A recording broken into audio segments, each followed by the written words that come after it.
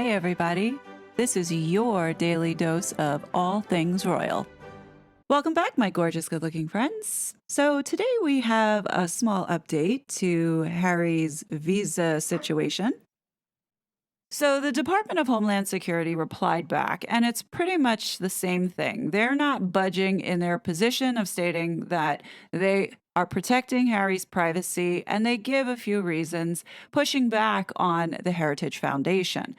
There's nothing new that we haven't heard before. Where we stand now is really for the judge to look at both sides and determine whether or not they give a summary judgment in stating, yes, you need to provide this information, or no, the Department of Homeland Security did their job. And there's no need to pursue this further with a video hearing. So, right now, the US government has planted their feet firmly in not disclosing any information about Harry. And here are some of the things that they said. So they begin with saying plaintiffs have not demonstrated possible government misconduct or any other public interests that would overcome Prince Harry's privacy interests in these records. Moreover, defendant has provided the maximum amount of information that it can provide regarding the records it possesses without revealing Prince Harry's immigration status, including any benefits that he sought or adverse actions he was subjected to. Thus, a partial Glomar response was necessary to preserve this privacy interest. Finally, because defendant's declarations adequately justified its response to plaintiff's requests, an in-camera review of the records is not necessary. So now the government is sticking with their position on saying that the public interest does not outweigh giving away Harry's private information. Now, I've said this before. I think this case could have been stronger had they put in the fact that Harry has been undermining our Constitution over in the United States by working with the Aspen Institute and trying to push regulation and policy. The fact that he's openly admitted to doing drugs. Who wants someone influencing your government when they're high as a kite? I'm just putting that out there. I think that could have made this case a lot stronger because that would be most definitely in the public interest to know if our constitutional rights are being effed with because of this foreign prince. One of the big arguments that they pose here is that even though Prince Harry is a public figure who has disclosed a lot of details about his personal life, including this drug use, Prince Harry has never publicly disclosed his status in the United States, including what, if any, immigration or non-immigration benefits he has received or adverse actions to which he was subjected to. They continue on by saying plaintiffs, meaning the Heritage Foundation, argue Prince Harry's status as a public official diminishes his privacy interests.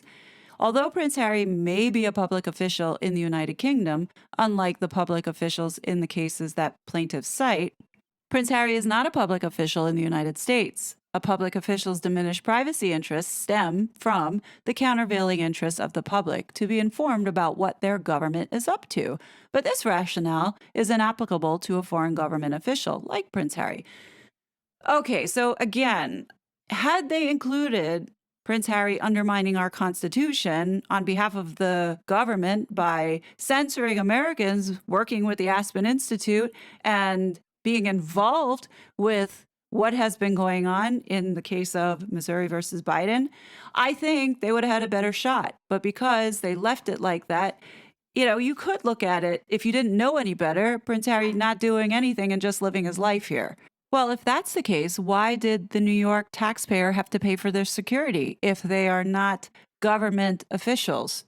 Then says here, plaintiff's assertion that Prince Harry used mind-altering substances is based on passages in Prince Harry's autobiography. Nothing in plaintiff's filings or any publicly available information shows that Prince Harry was ever convicted for a mind-altering substances-related offense. They go into talking about whether or not Prince Harry is on a diplomatic visa and it being confidential. So we're not allowed to know if Prince Harry is here with special status, as it says here, which provides the records of the Department of State and of diplomatic and consular offices of the United States pertaining to the issuance or refusal of visas or permits to enter the United States shall be considered confidential. So neither the department nor Prince Harry have disclosed whether Prince Harry has a diplomatic visa, which, we're going in circles here at this point. The government doesn't want this to go to discovery, and they state that courts have repeatedly held that discovery is rarely appropriate in FOIA cases. As it continues on, it says that discovery in a FOIA case is permitted only upon a showing that the agency acted in bad faith. And they're claiming that they did everything that they were supposed to do, they followed the rules, and the reason why they can't give information out is because this is protecting privacy. It continues on and says that plaintiffs have not presented evidence that Border Patrol acted in bad faith, and thus discovery is not warranted. In the rare FOIA cases where courts have permitted discovery, the scope of discovery is generally limited to the scope of agency search and its indexing and classification procedures. The topic that plaintiffs seek to explore in discovery, namely the reasons why CBP modified its GLOMAR response from a full GLOMAR to a partial GLOMAR before briefing summary judgment, cross motion at 19, is not the sort of topic that courts have found to be an appropriate discovery topic. Ooh. I'm not surprised that the government is being this difficult. I mean, we have this idiot as the head of Department of Homeland Security's Mayorkas. So this guy definitely is not giving a shit about Prince Harry and what he's up to here in this country. Many people has this administration let in by encountering, processing, dispersing, or that have come in as a known or unknown gotaway? What approximately? I don't need an exact number. So what do we got? Senator, let me say. I need numbers. Again, don't filibuster me. How many people has this administration let into the country? Let me say at the outset that our job would be a lot easier if the broken immigration system was No, fixed. Mr. Secretary, I want a number. How many people have you let into this country? I should also okay, comment. I'll give you the number. It's about 6 million.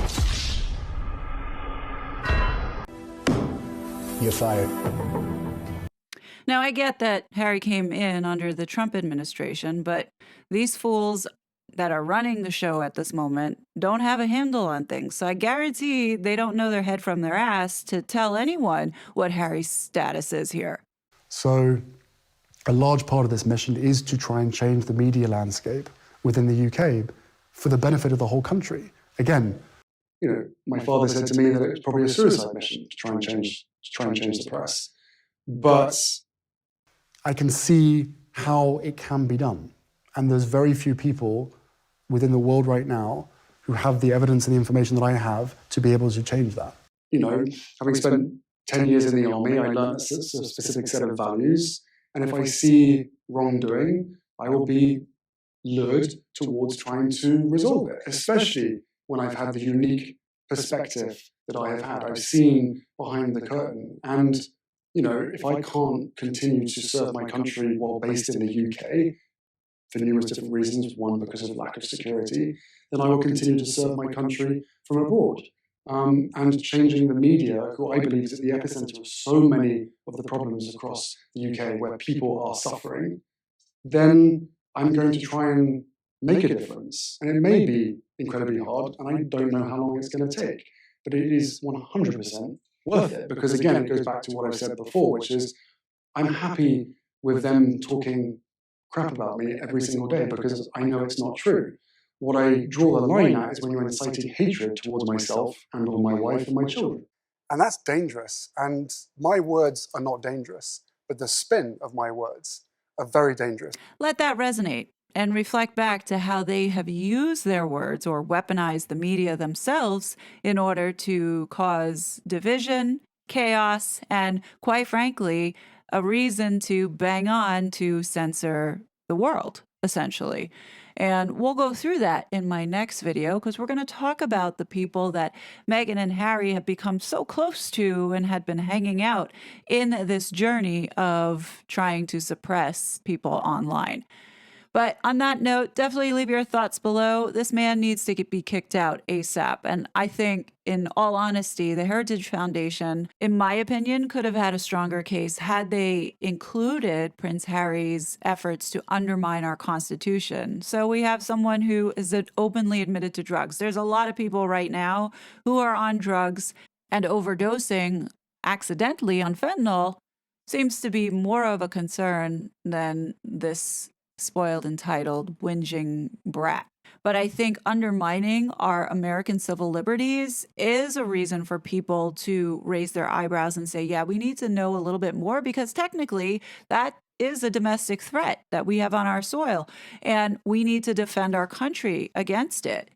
So, it'll be interesting to see how this case turns out. Personally, I think it's not going to go very far.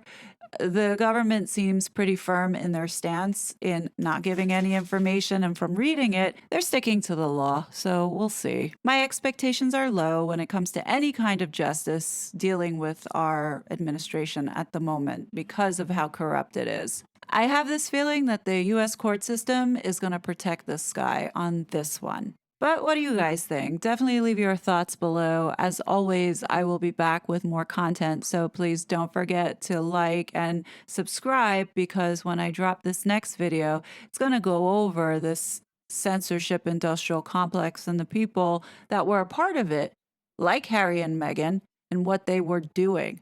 So you don't want to miss that. Make sure your notification bell is on, and I will talk to you later. Bye. It was such a fraud.